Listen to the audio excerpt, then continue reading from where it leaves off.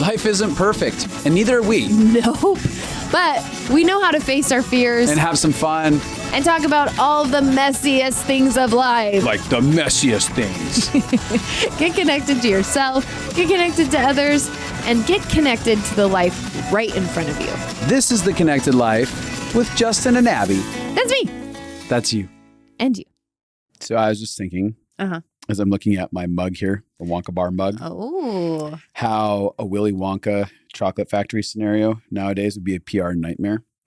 Yes. And I think about everything that they went through in that scenario. And I'm like, Wonka would have been out of business, first off. 4 kids, tragically. And it makes me sad because it tells me that being eccentric is not possible in today's world. That's your takeaway. Yeah, being eccentric. That was the problem. The problem was he was eccentric and stuff. But I also thought, I wonder what it would have been like to be a giant blueberry. Like the one kid who became a giant blueberry? Yeah, she became it was a girl, wasn't it? I have no idea. Can't remember. Anyways, I don't know. I just there's just with all the legal red tape nowadays, it just doesn't. You can't become a giant blueberry anymore. It's just so tragic. The world's so straight-laced. I just want to build a candy factory full of children. Justin, that sounds so bad. I mean, there's so much joy. Level. Clearly, it brought him so much joy to have all these children around. So, and Oompa Loompas. Oompa Loompas. Now, when I grow up, I want to be an Oompa Loompa. An Oompa Loompa.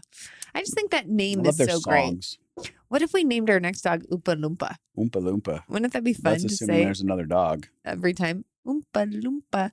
What if you sang the song every time you called him? I've decided, by the way, before we get this episode going, for those of you who don't know, Monkey, our dog here, is a new addition to our world. If for some reason in the future he doesn't show up, and maybe he gets sold or given up for adoption, we're just going to say that tragically we've lost Monkey, and we're not going to really explain what happened because I can't go through the shame of getting rid of another dog. That's funny. That's fair. Anyways, I'm excited about talking about this conversation today. Yeah. As I am about most conversations. Not all. Sometimes you bring in Sometimes subjects I and bring I'm the like, subjects and you're like, ugh. no, this is death. Yes. This, you know what we should do is land us in World War III. we should start naming who picked the subject and having people vote if they liked the subject or not. Oh. Then we can know whose ideas are better. Get some real testing on that. We shouldn't name who picked it. We should Oh, that's true. say like, did you like this episode? And Do then you we like write the it down. subject? And then we can have a whole conversation about how one of us is better than the other. We're going to talk about curiosity today. Which sounds like, it almost sounds more like you're in an imagination think tank again. You're having to think about being a kid and wonder. And that's not actually the kind of curiosity that we're talking about. We're talking about relational curiosity. So what happens oftentimes in a lot of relationships, we as human beings have our judgments and our assumptions, and we're not really interested in understanding what's going on inside of someone else, why they make decisions. It's very easy for us to land ourselves in a place of like, I know what's happening. Oh, yeah. Or I don't need more information from you. Yeah. Well, our brains are actually scientifically designed to fill in gaps. They did this one study that I find fascinating where they played a song and they cut out like a portion of the music, and then the music started back in how it would start back in. And most people didn't even notice that they had cut out the music for a couple seconds. And that's because our brain just fills in gaps of like what is supposed to happen. And we do that so that we can understand the world fast and quickly. Like so much of our being is built on primal survival, which is I need to be able to survive all situations. So I am quickly making judgments and assumptions about what is happening in every moment in order for me to stay safe. And so without even meaning to, most of us have a world where we jump to quick assumptions, quick conclusions, quick beliefs about what we think is going on in the people around us. And this can create some real messes. This is why every rom-com exists. Every rom-com has a moment where one person does something and the other person misunderstands what it is. And instead of getting curious and asking and just having a conversation. They break up, they end the relationship, they take off on a trip, they leave. Like it's always the point of tension in rom-coms. And I know when I watch them, I'm literally screaming on the inside, just ask them. Just ask them what happened. Ask them if the girl they kissed on the cheek was a girlfriend or their sister. You know what I mean? Like so Ask many. them if that girl you French kissed was your sister. But the idea is all of the movies are built on there is an assumption. There's a backstory that if they actually got the information, they'd realize, no, that person loves me. And this was a weird moment that I caught. And so I think that when I watch those, I'm like, please just ask, please just ask. But then most of us haven't learned the skill of pausing to understand and seeking to understand and investigating what's actually happening before we have emotions or assumptions. Yeah. And really, like the movie doesn't exist without assumptions, right? Mhm. And movies are based around drama. Totally. And drama doesn't exist without assumptions. Mm-hmm. But you can actually eradicate a lot of drama inside of your relationships, whether Mhm. that's romantic or it's friendships, by posturing yourself as someone who is curious Yes. and wants to get clarity. Yeah. I think that I can talk about me And in then my I'll own talk about story. me. Mhm. Coming from some of the experiences that I had in my history, I desperately needed to feel safe. Yes. Right. And this is what you're talking about. We're filling in Mhm. information. So one thing I did is I got really good at assessing people's body languages, Uh-huh. the tone of Mhm. what they're saying, taking backstories of their lives, the 30,000 foot view of information that I knew about them, and then creating a calculation, like Yep. a lot of exhaustive work that happened very fast in order for me to go, I know that person has evil intentions for me right now. Well, wasn't that dramatic? And be like, I know that person's angry at me right now, or I know that person is judging me right now. Things like that. Sure. Yeah. Or that person definitely is up to doing something. Like right now, that whatever the intentions that they can have, I can tell that it's not for me. Mhm. It's for selfish purposes. Right. And here's the truth. There's always signs along the way that are real. Absolutely. And what I mean by they're real, it's like, no, I know that their behavior isn't one of them being peaceful. Mhm. I know it's not behavior of them being loving me or connective. Like there's something happening, but I don't know the full gamut of the story. Yes. The problem is that some of us with, I don't know if the word would be hypersensitive knowers. There's a lot of times where people who are really good at hypervigilance, intuitive. Hypervigilance and intuitiveness smash together, and you have enough times where you actually are where you're right, pretty right on what then you're right 100% of the time. Yeah, it's very true. I think I grew up that way where I am oversensitive. So my nervous system is really dialed in. And if somebody is feeling an emotion in the space that we're in, I often know something is going on. And then there's been many times that I've been right about what's been going on. Right. And so that created this idea. The more times that you are right about what's going on, like, I'm like, I feel like that person is really upset. And then they're like, I'm not upset. And then you hear later that day, oh, they were really upset. And this is why. And you're like, see, I know what's happening. And that starts to build this belief. And so many of us who grew up in homes where there's unpredictable moods, unpredictable people, whether it was your siblings or your parents, any unpredictable behavior, a lot of us, there's kind of two different ways you go. Is you either become hypervigilant, where you pick up on all the cues and you notice all the moods and you notice what everybody's feeling and you start to feel really confident and good at that. Or you just tune out completely. And become dissociated and you dismiss and deny most things. And you're like, my world is great and perfect. Everything's fine. Everything's just fine. Yeah. But both of those lack the curiosity. Right. And both of those lack the understanding. And I think for me, I had to recognize I'm a naturally curious person. I asked so many questions about so many things, but I didn't ask questions about the things that I thought I knew, Right. that I thought I felt. I didn't learn to do that until I was in my 30s. And it worked so great that I ended up working for a boss who was very good at this skill. They were constantly like, I might know 95% of something. I'll never know 100% of what is actually going on. So I'll take a story with me, which is maybe somebody comes to my house and I don't look excited to see them, and I'm really disconnected while they're there, and I'm really short with them. And they leave and they think, oh, Abby doesn't like me. She was really frustrated that I came to her house. Stopping by really felt intrusive to her, so I'm never going to do that again. That's often what we do. We feel something that's real, and then we make up the information, the story that would make those feelings make sense to us. Right. Whereas for me, and this has happened to me so many times, I'm like, oh, I actually just was really sick.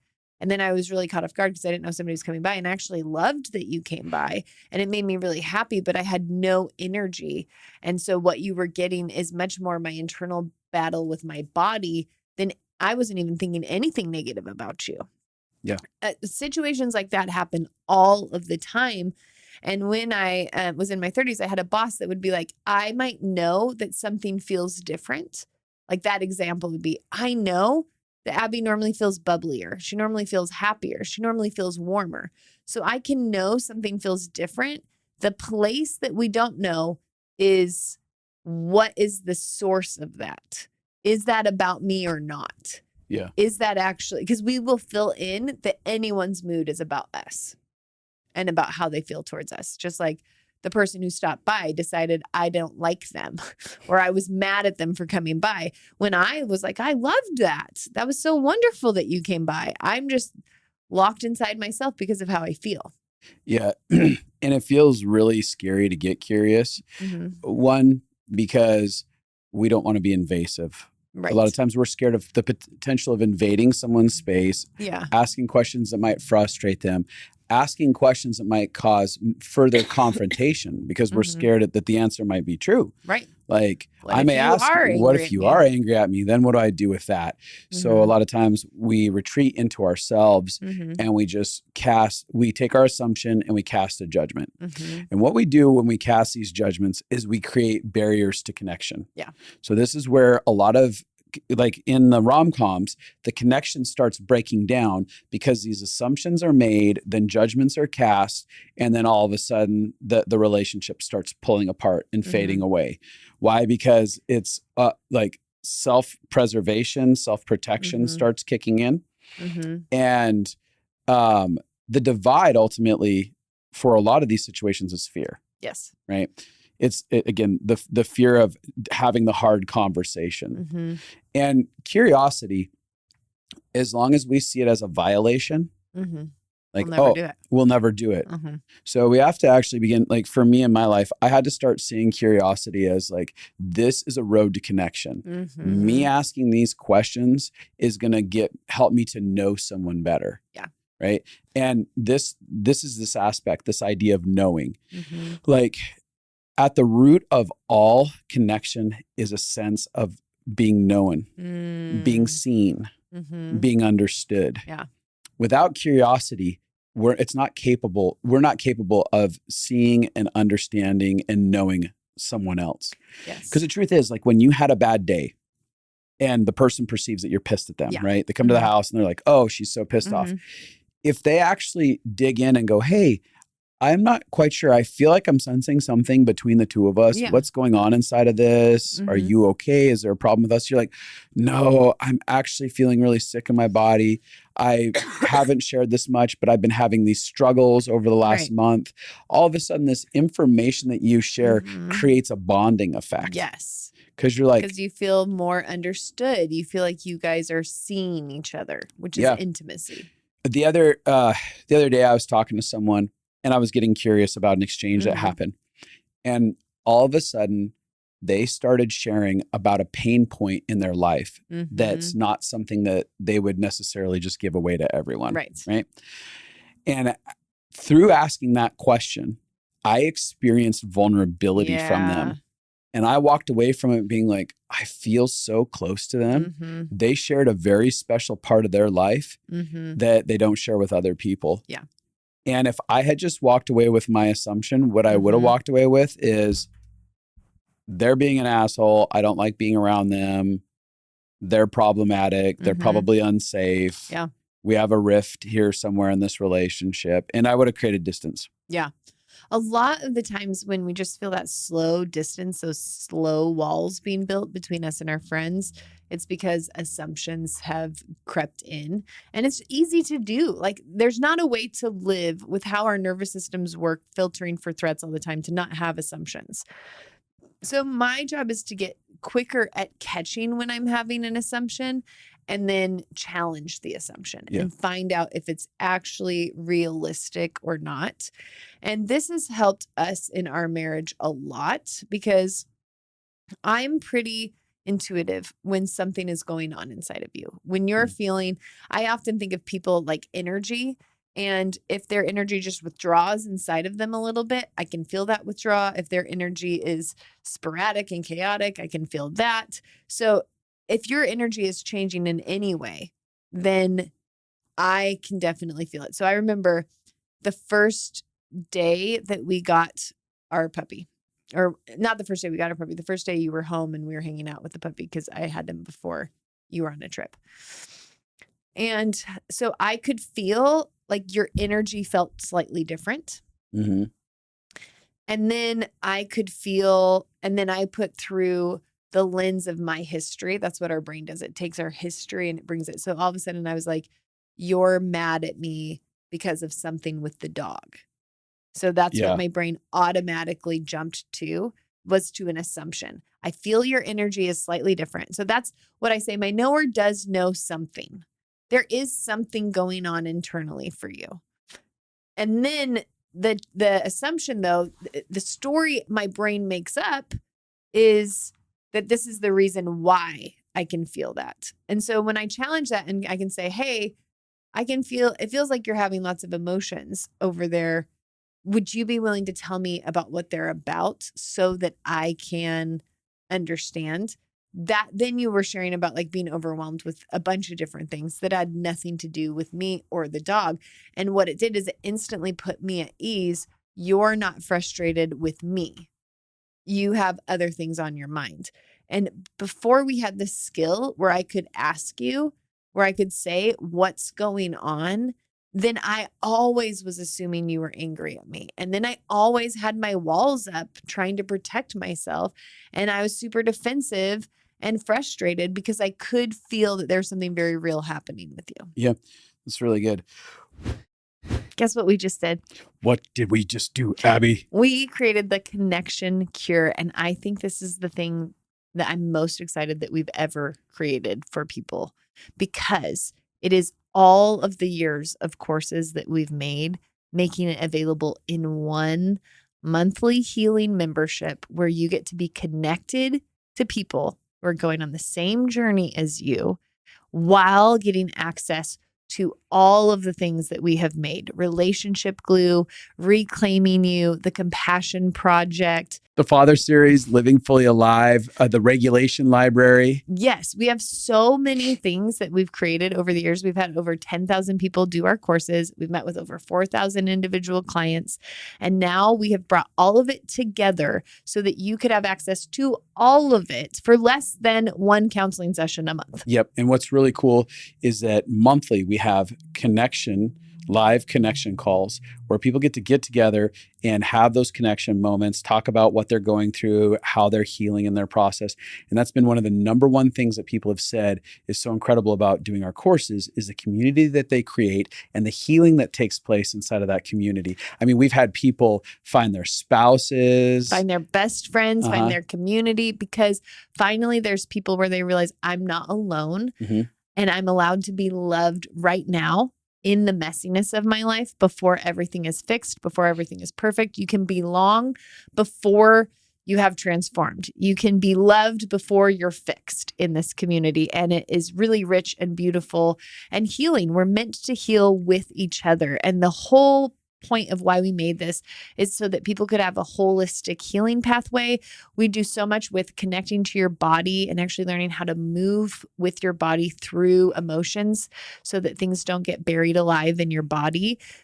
The body keeps the score. We want to zero that score out. And then we have heart connection stuff where you're actually feeling empathy for yourself and others, where you're actually connecting to your own story and you're actually having time to not just learn logically about why you do what you do, but actually have new feelings towards yourself. And then we have all of the logic, the neuroscience, all of the reasons why your body and your brain do what they do so you can actually understand yourself for the first time and start to have kindness towards why your body is made to react the way it is so that you can heal. It's body, heart, and mind all together in a way that is really, really beautiful. Yeah, it's cool. It's a really cool membership because you get to stay as long as you want or as short as you want inside of it. You're not trapped inside of it, but you have access to an incredible community and great information. And so that is coming soon. You can go to Justin and Abby, that's abi.com, and you can get on our mailing list there, and we'll let you be the first to know when we release that. But this is something we've been planning for a while now, and I'm glad we're getting to do it. It's about to come out. One of the things that I think that we do within the realm of assumption is a lot of it is projection based. Yes. And there's different avenues for that. One thing is a lot of us lie. A lot of human beings lie. It's pretty normal that we lie to save ourselves. So we assume that people aren't going to tell the truth anyways. So we have this sense of like, well, I lie, they probably lie, even if it's an unconscious thing. So a lot of times we have this hard time believing what anyone has to say as it is. Yeah. And truth be told, a lot of people aren't honest when they are asked. Totally.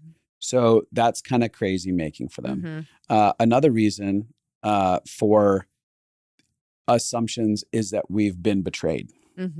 So we've experienced pain of betrayal.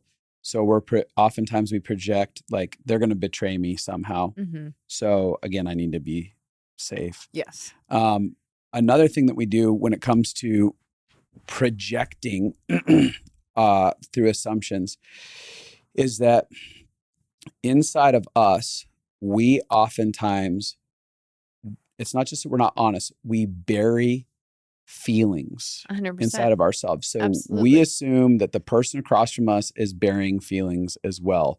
So we're just going to go down the road of worst case scenario, what it probably is between us.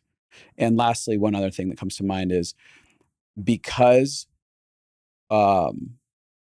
we are oftentimes critical and judgmental of ourselves, we believe that something along those lines is going on inside of someone else. It's not good intentions. We don't have good intentions towards ourselves. And a lot of times we believe people aren't going to have good intentions towards us. Yeah. So I think the concept of this to me is when you know or something, and then your brain fills in a story. And my job now is to catch that story and to say, wait a minute, I don't have all of the information. Right. I don't have the full picture. And a friend of mine says this all the time. He says, I may know 95% of all of the facts, and I might be accurate about that. But there might be 5% that I don't understand. And that 5% can entirely change the landscape of what you think you're looking at. And I've seen that happen before where and this is the beautiful thing about like working in marriages is you'll have one spouse come and they'll tell you a story and you're listening to the story and you're like, how could your partner do that? How could they say that to you? How could they feel that way about you?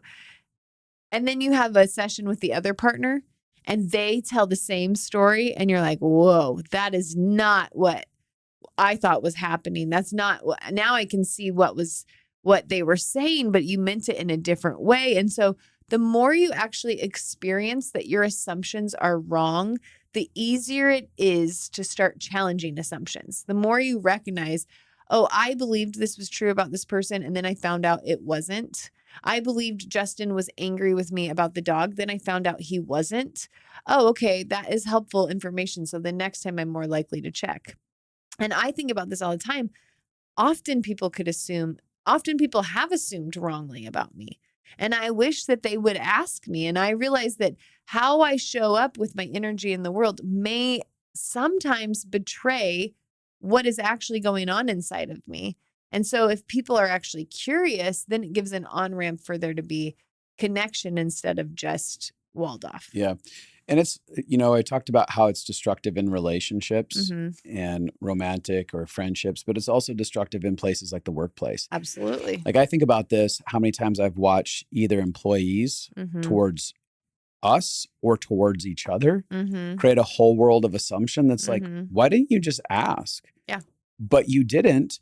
And the byproduct of it is it caused a train wreck Yes. of problems because there was fear in asking. There was the belief that they wouldn't get a true answer anyways inside of it. I watched this is years ago. I was at this company and I watched these two employees get to a boiling point of ready to fist fight. Right. And they had actually spent the previous month like misunderstanding each other, making assumptions, then stewing on those assumptions separately, talking to everybody else on the crew about this asshole did da da da da da, and they're planning on this, and I know this is what they think. And everyone else around them was like, you guys just aren't talking it out. You guys are like making up an entire fantasy. And where we are not curious, we create fantasies. Oh, yeah. And our fantasy, the byproduct of our fantasies is usually destructive, right? Because we don't end up believing the best scenarios in our fantasies because of the self-protection. Yes. So I watch these two guys, they continue to work up to the point where they were yelling and screaming and berating each other. And finally, other guys had to step in and basically tell them, like, both of you are idiots. Yeah. Neither of you are seeing the situation right. Right. And they had to be corrected. But they caused an extensive amount of problems, not only on the job site, but in their own personal souls. Yeah. So I watched the two of these guys take up space in each other's head rent-free for over a month. Yeah. Right. And that's something that happens inside of relationships. There's been places where you and I take up space rent-free in each other's heads. Absolutely. Imagining the worst case scenario, Yes. going over situations that aren't actually happening. Totally. All because we don't ask good questions. Well, this story makes me go, I think about this story almost every day when I eat at the office, which is so funny. And it makes me giggle every time. So we had a new employee. This was a few years ago, and we have an office building, and we have a lot of the offices in the office building. And there's one kitchen that we share with a couple people. But for the most part, we have a huge majority of the offices. And so we had this assistant who was working for us, and she saw that sometimes we would take the forks from the kitchen in our office home to our house.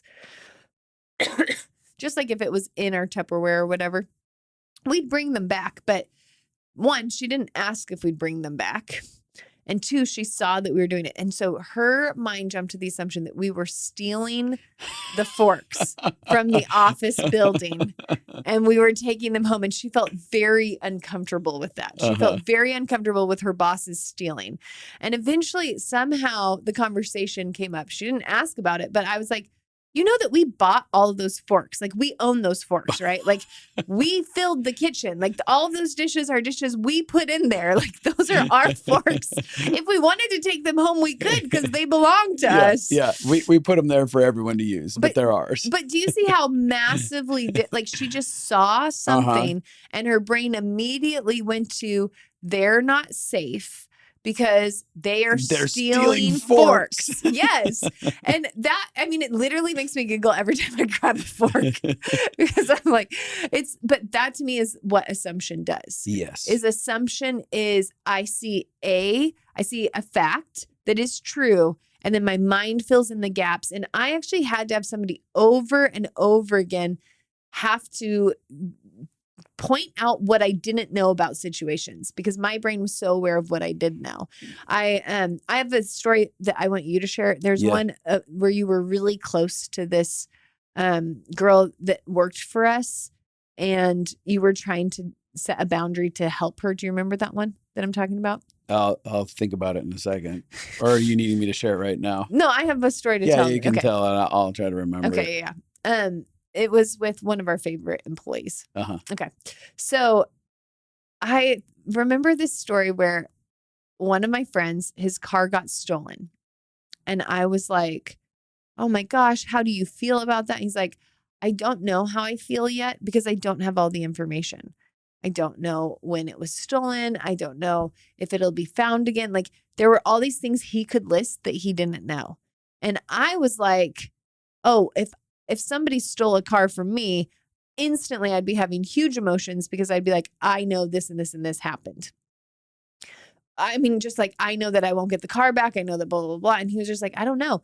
And the car, he ended up getting back the next day and the car was completely fine, which is a wild story. But he was looking for what is the information I don't have yet. And when I worked for him, he was my boss. An employee would come in and they would tell a story about their boss and they'd be so upset about something that their boss did or something that was so unlogical business wise, like illogical. I remember this one story where this high level leader came in and said that this other high level leader had spent $10,000 on something frivolous. And I felt so angry. I was like, I cannot believe that leader did that. That's insane. That is such bad business instincts to spend that much money on that thing that wouldn't benefit anyone. And so after we had that meeting, I asked my friend, like, what do you feel about that? And he's like, well, I don't know. I don't have enough information yet. I was like, we have all that information that person just gave us. And my boss was like, no, we need to hear from the person that it happened to. So he calls in the person who spent the $10,000. Their story was so different about what happened. And it turned out that the original person who told the story had told them, you have a budget of $10,000 to spend on this. Go ahead and spend it this way because blah, blah, blah, blah, blah, blah, blah. And they had said that feels like too much money to spend on it. And it became, so obviously it is like a he said, she said, but as the details got sussed out and you could hear all the different ways that things happen, you're like, oh, actually the conclusion you came to was logical in how you made that decision. And now that I've heard both sides, I can see that both parties, there was miscommunications and misunderstandings. Right. But I was ready to jump down the throat of that employee that from spent here. 10,000. Yeah. And I was so glad that I didn't have an emotional reaction and then find out the information because then you just feel like an idiot. Yeah. At the foundation of these things are misunderstandings and miscommunications, and curiosity is there to clean all of that up. It really, like curiosity eliminates those things. And the ability to have the pause is seemingly impossible for a lot of people. Oh, totally. Because we are so quick to react versus respond. Yep. And it's something that we have to train into our system. Yes. So I had to start training into my system this idea of like, okay, I know I want to react whenever I get information that feels like it shakes me or feels like it's problematic. Frustrating, scary, threatening. And the minute that I feel those types of emotions is the minute I like stop myself. And I'm like, pause. Yep. And reassess. Yes. What is happening here? What questions need to be asked? What information is on the table? Yes. That currently exists? 100%. Do I have it all? I don't. And I used to be very reactive. It heightened my anxiety. Yep. It heightened problems. Right. It never brought me peace. Yeah. Because I was always scrambling for a solution for a problem that potentially didn't even exist. Absolutely. Like I'm trying to assess a problem so that I can get to a solution, but that problem might not even exist. Now I've wasted my time and my energy and all of my efforts in doing that and caused more problems. Yeah.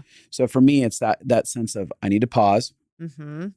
And then from that pause place, I'm like, I'm going to make, even if I find out that it's true what I believe. Mm-hmm. I'm going to make an informed decision in how I respond, even if I come to the conclusion that I'm right. Right. 100%. Right. Mm-hmm. And it's going to be justified, because if you find out in that scenario that someone blew $10,000 that they weren't allowed to spend in the first place, like once you truly have the information, you can sit down and say, I have all of this information. Right. You're correct. I did blow $10,000. Totally. Great. Now we got to deal with that. Now we have to deal with that. Mm-hmm. And now what I'm about to hold you accountable to is very justifiable. Mm-hmm. And this isn't going to get put back on me. Yes. And that's the other thing is like when we react versus respond through curiosity, we have the potential of finding ourselves in the crosshairs even worse. Absolutely. Whereas before, whereas if you're curious, it's like, you can't turn this on me. Totally. Well, I've seen this a lot in our business with you. So I think you used to have fast reactions, fast judgments, fast frustrations. I did. And then you would loop about it internally. I would. And you'd stew over it. Like, I can't believe they did this. Why would they do this? And you'd make up like, they just don't care. They're just not thinking. They're just not, like, whatever judgments have filled your history, your brain will fill in. And I've watched you this year when something will happen. Like we have an employee that I've seen you do this with about like 20 times, where something will happen and we'll both have a flare of emotion for a second, because it'll feel like, why did they not do what they're supposed to do?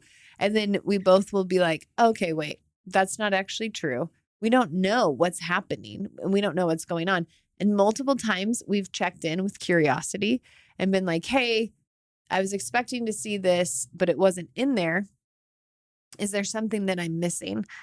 And half the time they were waiting on something for us, or they thought they put it in a different folder and they had communicated to us and we had forgotten that, or whatever. There was enough times that the miscommunication was actually on us, that if we would have come down hard on them and then found out that like we were a part of the problem, we would have looked like clowns. 100%. And then we would have caused a disruption, an unnecessary disruption in the relationship. Yes, because they would have felt like rupture. I get in trouble for things I didn't do. Right. I'm not safe inside of this environment.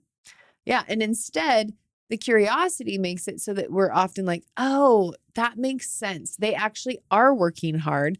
They actually were thinking about this. They actually, now we can see that there's a breakdown in our system. Right. And so how do we fix our system, knowing that we're both trying to do well? But which I've also learned that people aren't the problem, systems are usually the problem. Yeah.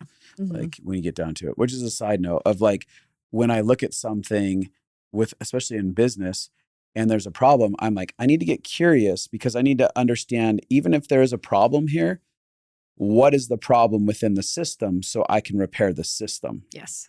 That's here. But one of the things that you mentioned was, what am I missing? And part of curiosity, like this is the gold out of the entire episode. Like this thought right here is being able to say something along the lines of like, oh, this is what I just experienced. Can you help me understand? Is there something that I'm missing? Yes. What information do you have that I don't have?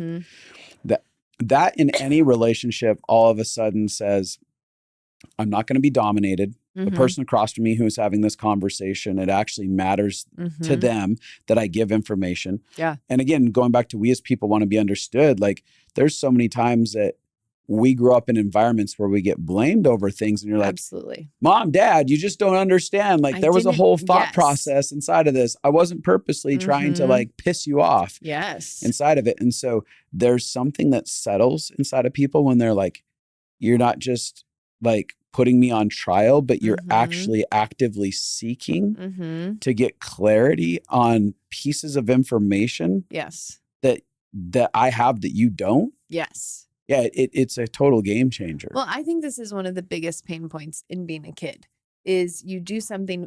I saw this TikTok or Instagram where this kid had like taken his mom's lipstick and like written on the mirror and got a mess everywhere.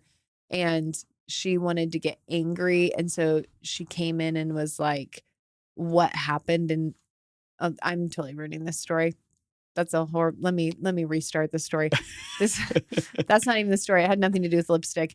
She came in and there was like water and soap all over the bathroom. And she was like, what happened in here? And she was so upset and she wanted to get angry. And said she asked her kid, and her kid was like, well, I know that you love it when we take baths. And I thought it'd be really helpful for you if I cleaned up. And I know that you always use this soap, but that you were out of this soap. So then I used this soap and I was trying to get it out, but then it was blocked. And you could hear that he had all these good intentions, Pure intentions to help his mom, to like be a good little boy and to do something that would make her happy.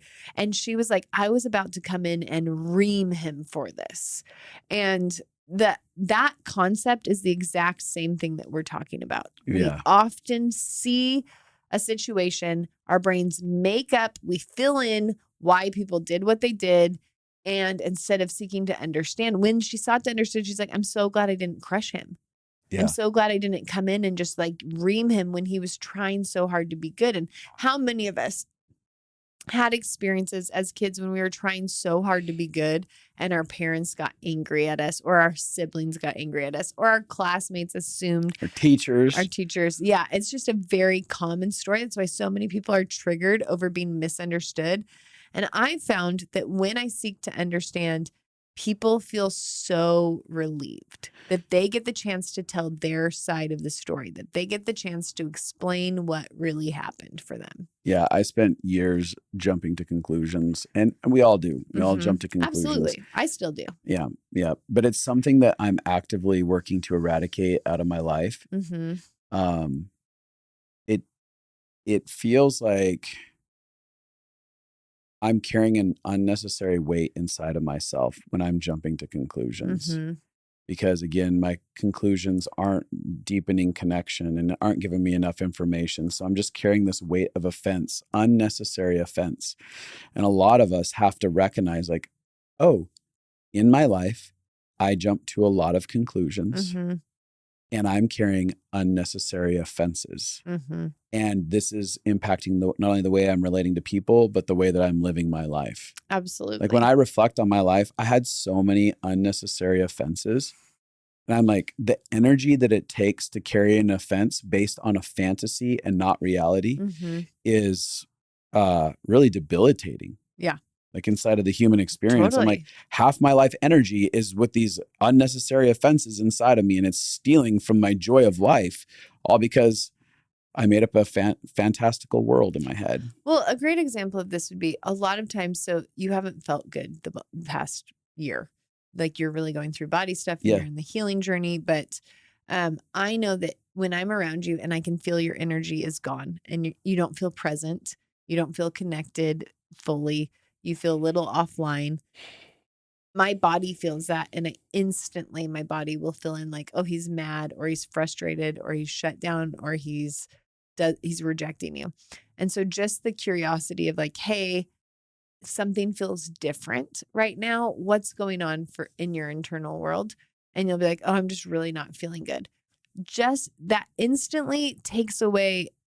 I'm no longer battling shame. I'm no longer battling you in my head. I'm no longer making up stories. The amount of energy that I could waste feeling like you're frustrated at me when you're just not feeling good feels horrible. Yeah. Like I could spend so much time wasting that energy. And here's the truth.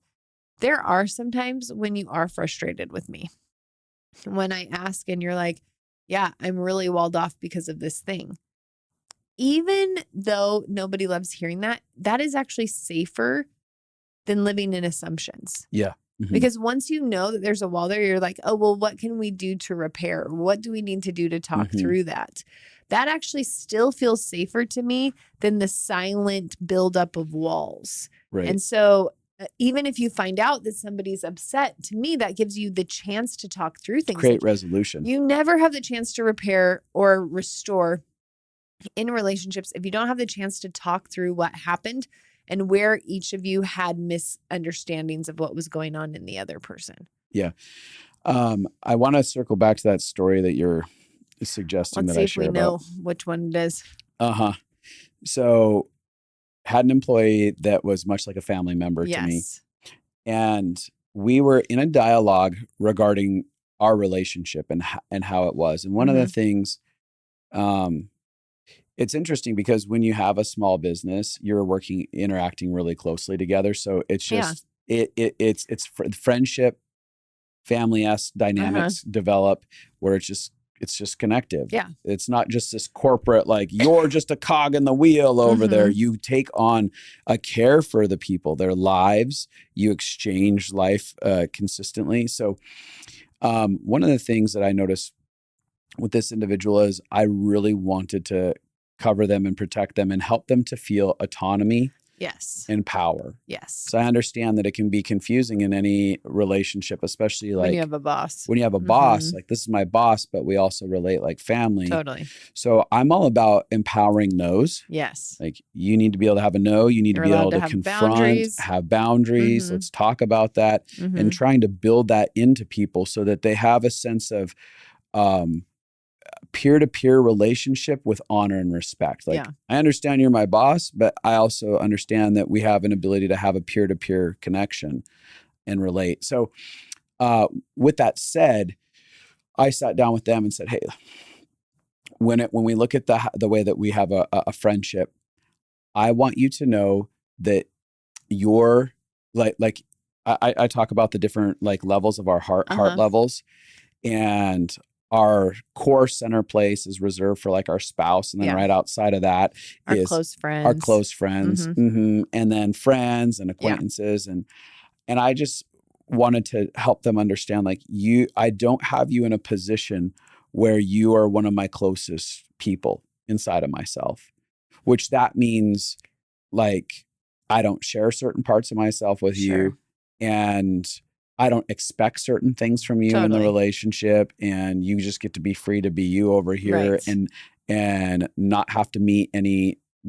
unnecessary needs that aren't your role and stuff like that. So I was trying to adjust the relationship so that they didn't feel pressure to be everything for you.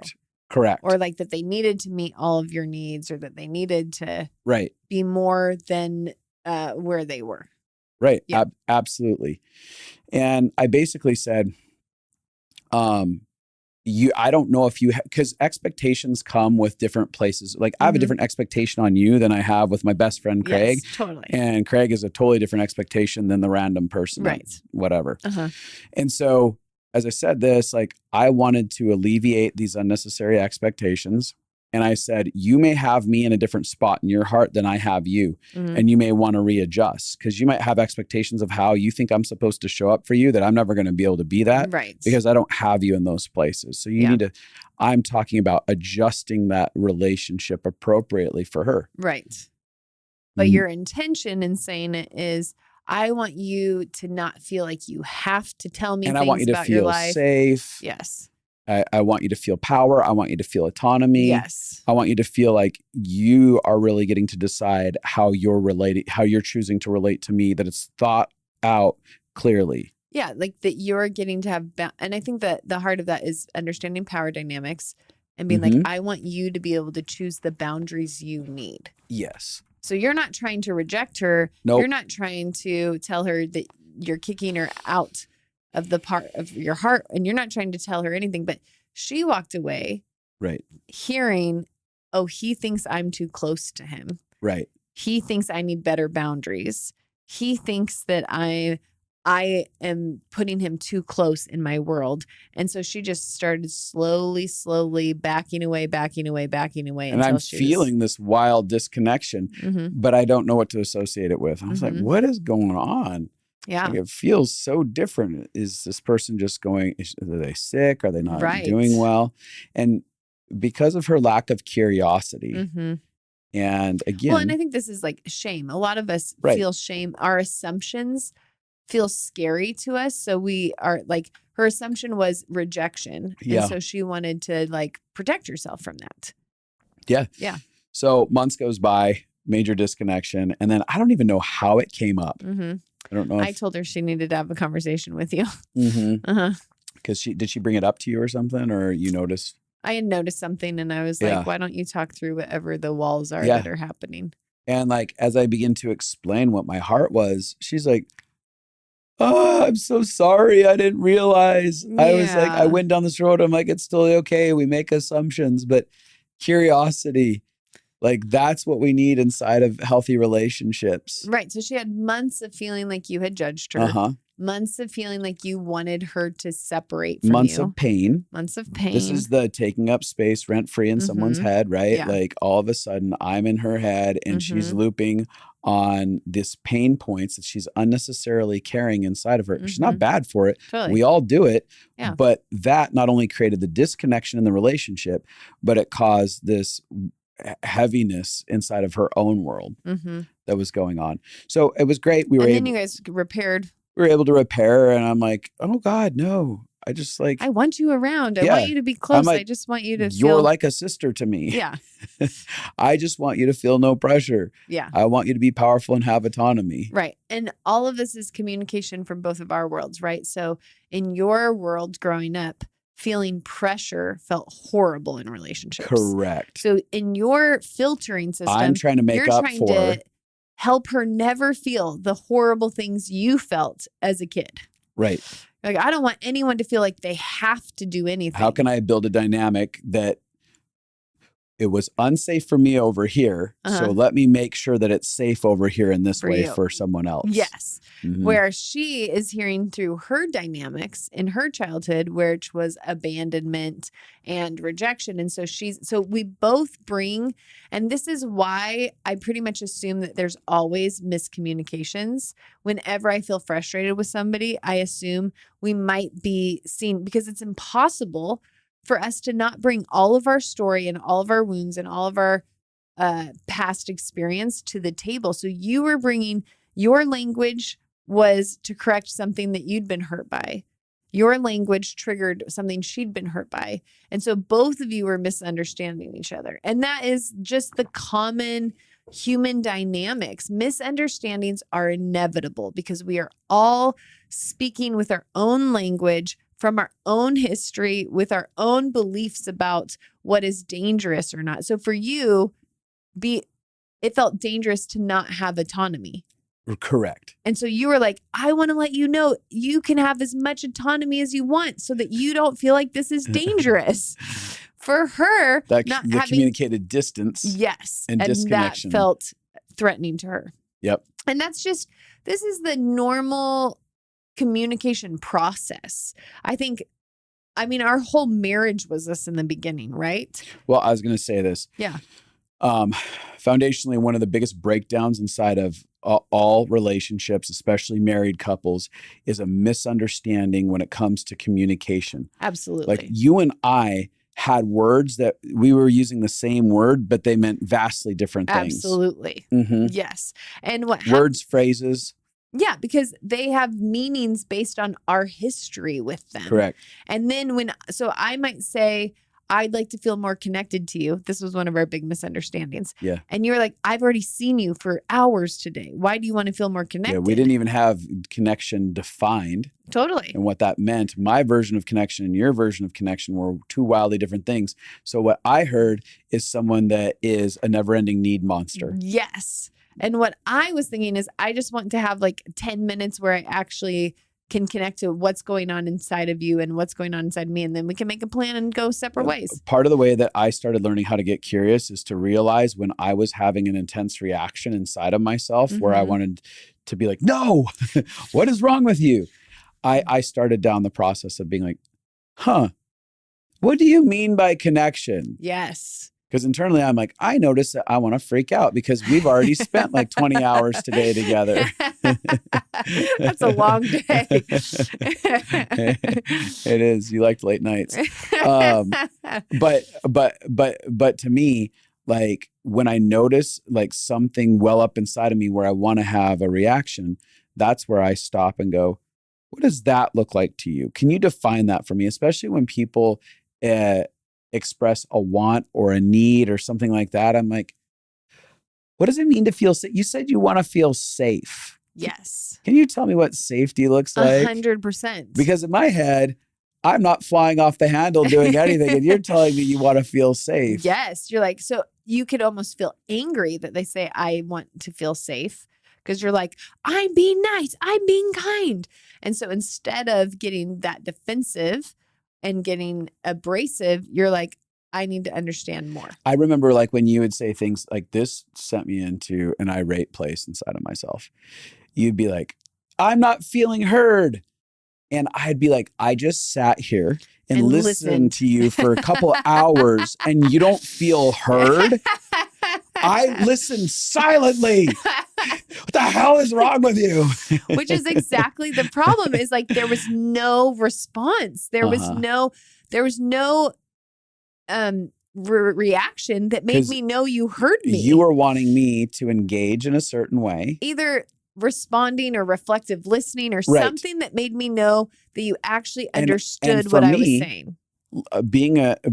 Hearing someone, especially from where I came from in my history, was being a good listener meant being silent and being available, not interrupting, not interjecting, but just to be there with in a moment. So I'm like, I'm doing all the right things and I can't please you. This is nuts. This is nuts. And I'm like, I'm not asking for that much. I just want to know. It felt like I was talking to a wall. I'd just say all these important things to me and then there'd be nothing. And I'd be like, I actually feel less heard than if I wouldn't have said anything. And so until there was the curiosity of what does being heard mean? What does being heard we weren't able to actually overcome that. What do you need to feel heard? What would that look? And then you'd be like, well, you could be, sharing your thoughts on these things. And I in the beginning, I'd be like, well, that's absurd because that's disrespecting someone. Right. Because we all have our own beliefs of what love and respect are. And so you were like, I'm loving and respecting you by not saying anything. And I'm like, and I only wanted to be here for 15 minutes. And now I'm 2 hours and 15 minutes into this thing. And that's a huge gift I just handed away to you. You're like, I just gave you all of my love. Why do you not feel loved at all? And this is what assumptions does. So then it turns into judgment where you're like, no matter what I give, it's never enough for her. Right. And I'm like, all I'm asking is for some kind of response. And now you're telling me I'm too much. And now I feel like that feels crazy. Yeah. So one of the things that I want people to do with this episode, like, I think it'd be ideal to take one individual in your life that's probably someone that you feel connected to or you care about. There's some depth of relationship with them where you're carrying an offense towards them that you haven't addressed. And I want you to ask yourself this question. Have I been curious about this circumstance that I'm holding an offense over? Or have I made assumptions? How is the offense that I'm carrying based on me filling in the story or based on me asking enough questions that I have the full picture on this? And then once you do that, I think a great piece of homework from this episode would be to go to that person and say, hey, I want to have a conversation around this issue in our relationship. I don't know that I have enough information, but I would love to get more information about this. Yeah. I think about like, it could be you were at a family reunion and you've been carrying like a grudge against a cousin for 6 years now because of something the cousin said or did at the family reunion. And you never went and asked, hey, what was that all about when you started going on a rant about grandpa? And I got so angry that you were going on a rant about grandpa. Like, what was that? What's the history behind that? What were your thoughts on that? Yeah. Yeah, I think, and the other thing is get a partner. It's like I randomly gave that random scenario. Is that from your history? That sounds personal. I was thinking this is the weirdest example and not that relatable is what I kept thinking. I was thinking, I don't think they listen anymore because my family doesn't like me because of all the conversations I've had about our broader family. But I have a cousin that was carrying so much offense towards me because I had conversations about my grandfather. And I'm like, Oh, you never once called to ask, what was your experience like with that guy? right. You just decided to build this whole case against me and decide you hate me. You know what's so funny is I just tuned out. I was like, this is the weirdest example. I'm going to go to my happy place because I don't know how I could even relate to this example. But now that you explain it, I'm like, oddly specific, but it actually makes a lot of sense. I don't know why I grabbed onto that. Clearly, you feel misunderstood still in that situation. And you're like, I'd really love it. Maybe ask a question, you clown. Get curious. That's funny. I was thinking get a partner because this has been really helpful that as we've grown this core value together, I have a partner who now tells me when I need to wait and get more information.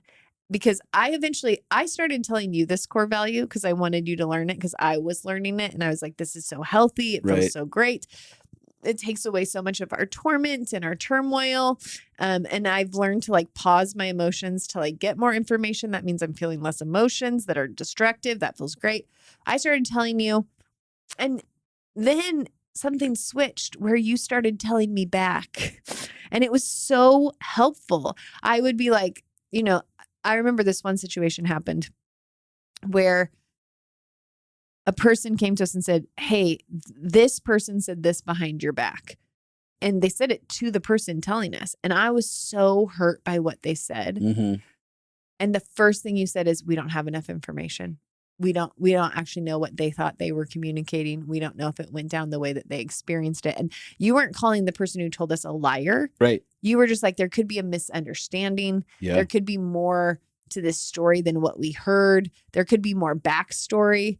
Like, I remember, I can't tell you how many times in marriage counseling, somebody will tell me a story and then they'll be like, this is how my wife responded. And you'll hear how the wife responded and you'll be like, that wife flew off the handle for that one moment. Mm-hmm. And then you'll hear the context from the wife and you'll hear that it was a 3-week problem that she kept trying to be heard on. And this straw finally broke it, where you're like, oh, the context of your reaction actually paints a very different picture than when I think that you just flew off the handle for no reason. And so you were like, we don't have the context for why they were saying that behind our backs. We don't have that. And so you're like, why don't you wait to feel emotions until you can actually have a conversation with them to seek to understand? And over and over and over again, that will happen. I will have a reaction where oftentimes it's when I feel defensive or attacked. Maybe somebody writes an email because they felt they misunderstood something I said. Mm-hmm. And I will be like, ah, and you'll be like, we actually don't know what they meant by that. What if they didn't even mean it to be attacking? Yeah. What if they were genuinely trying to be curious? And so many times I've gone back and heard people's hearts. What did you mean when you wrote that you felt unseen? What did you mean? Oh, I felt like that little kid part of me from my childhood showed up and I thought you were doing a great job of asking questions, but I could tell that I got lost in my unseen spot. Like, you just start to hear people they don't always mean things as offensively as they sound. Yeah. And so having a partner that challenges you, having friends and community that says, wait, before you get upset over this, before you jump to conclusions, let's actually spend a little bit more time investigating. Yeah. One of the things I really like that you pointed out there is how I've gotten better at this than you. I last that admission. You're like, that was so cool. Like, thank you for that. Yeah, you're welcome. Like, I appreciate it. The props. Yeah. Lastly, I just wanted to point out that you talked about context. Yeah. And context is such a foundational part of curiosity. Is, am I getting context for what was said? Because you can get curious and ask all the questions and find out the truth of what was happening in the moment. But if your curiosity doesn't involve context, then, like you said, you could, at face value, that woman that exploded easily, like, this is out of control for this moment. Context stretches it out in the curiosity. And you go, actually, in context, it makes a lot of sense. It makes a lot of sense. It's pretty reasonable, the response that happened inside of this. So I think that needs to be a high value that we have is, are we getting the context of these scenarios? I'm going to say one more thing, even though we're at time. Okay. Every situation has so many more details than we could ever fully understand. Yeah. So whenever we're having a conversation, not only I'm picking up all of your cues, but then you also have how you're feeling in your body. You have everything that you had to do before you came to this conversation, everything you have to do after this conversation, all of your life stress, all of the meaning you have associated from your childhood, all of the meaning I've associated from my childhood. So every situation is infinitely complex. For us to be like, I am certain that I know exactly what you were feeling and exactly what you were meaning is absurd. Yeah. Like, it's just impossible. Again, I can know something. I can feel something, right? But the idea of having curiosity, I think, can just really give us a little bit more space to learn more. Yep. That's so good. I also have to say, it's weird how adorable this dog is and how I'm actually finding myself liking it. Oh, really? I was sitting here watching it. I'm like, oh, it's so cute. I just want to go snuggle it. It's ridiculous. He did good. Yeah, he's done really good. Yeah, 2 He's podcasts just down. being a little buddy. He's being a little buddy. He needs a haircut. He definitely needs a haircut. Our try at it has been terrible. If you're listening to this and you need help having conversations, we have a course you can get called Relationship Glue. Mm-hmm. And it is all about how to do conversations well so you can create safety and connection inside of conversations, inside of your relationships. I think it's super important, and it has really impacted people to watch. We go through some live demonstrations of how to actually do it, and really clear tools. So you have that. You have all the courses that we have. We have a lot of different resources to help you have better relationships. You can go to justinandabby.com for that. You can also go to YouTube so you can see the little monkster. Mm-hmm. I like calling him monkster, especially when he's being a monster. Mm-hmm. Like, you little monkster. Mm-hmm. But you can see him. Subscribe, hit the bell button. And thanks for being on the journey with us. We hope that you find ways to create bridges through curiosity instead of walls of assumption in your world. So good. All right, I'm done. I'm going away. Goodbye.